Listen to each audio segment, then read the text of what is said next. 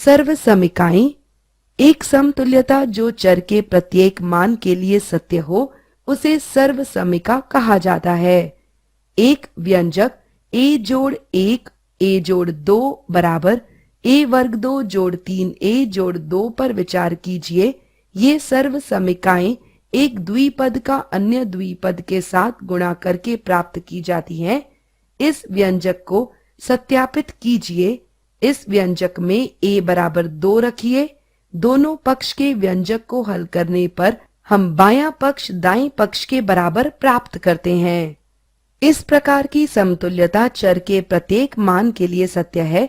इसे सर्व समीका कहा जाता है। इस प्रकार कोष्ठक में a जोड़ 1 गुणा कोष्ठक में a जोड़ 2 बराबर a वर्ग 2 जोड़ 3 a जोड़ 2 एक सर्व समीका है।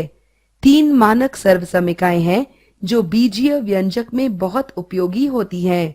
आइए a जोड़ b और a जोड़ b के गुणन पर विचार करें।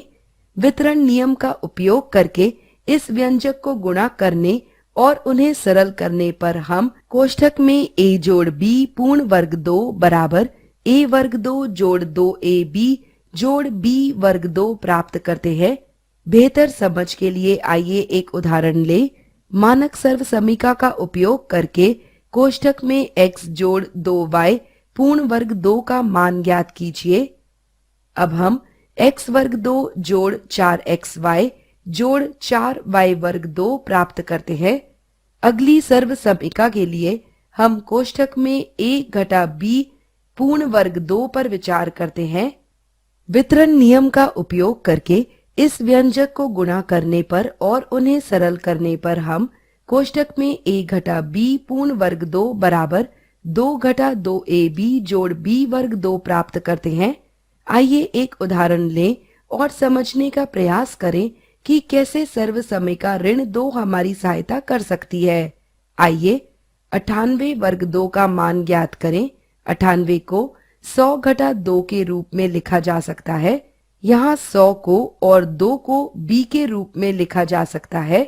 हम यहाँ दिखाए अनुसार सरल विधि के द्वारा व्यंजक ऋण b वर्ग 2 का उपयोग करके सरल कर सकते हैं। तृतीय सर्व समीका के लिए हम कोष्ठक में a जोड़ b और कोष्ठक में a घटा b के गुणनफल पर विचार करते हैं। उन्हें सरल करने पर हम 2 घटा b वर्ग 2 प्राप्त करते हैं। आइए एक उदाहरण लें और समझने का प्रयास करें कि 2 घटा b वर्ग 2 कैसे कार्य कर सकता है। आइए कोष्ठक में 3m जोड़ 2n गुणा कोष्ठक में 3m घटा 2n का मान ज्ञात करें।